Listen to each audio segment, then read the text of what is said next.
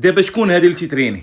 يلا قول لي شكون هو هذا اللي باقيين خارجين بالاشاعه وباقيين تتكذبوا؟ شكون هذا؟ الله يهديكم. هادشي اللي نقولوا، الله يهديكم، الله يهديكم. العائله تحياتي لكم. البارح اول حصه، اليوم الحصه الثانيه، وبداو الاشاعات وبداو الكذوب.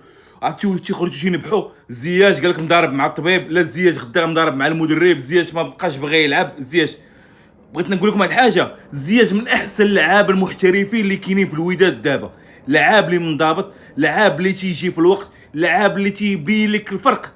زياش واحد من افضل اللعابه اللي جاوا الوداد في الفتره الاخيره، لعاب اللي عنده جوده كبيره وتيقدر يحسم لك الماتش بلمسه وحده. نتوما راه شفتوا ديك العام واخا كان تيتوعد، ولكن راه كان تيبين لك الفرق. يعني لعاب اللي منضبط، لعاب اللي تيبين لك انه راه خص يعني المغرب والبطوله المغربيه يفتخروا ان كاين لعابه اللي بحال هادو باش نزيدوا نطوروا في الكره المغربيه. حنا بالعكس نخرجوا الاشاعات وبغوا نضغطوا على اللعاب ونضغطوا على لونطوغاج ديالو باش هاد اللعاب نهرسوه ولا ما عرفت اللعاب يمشي بحالته. الله يهديكم.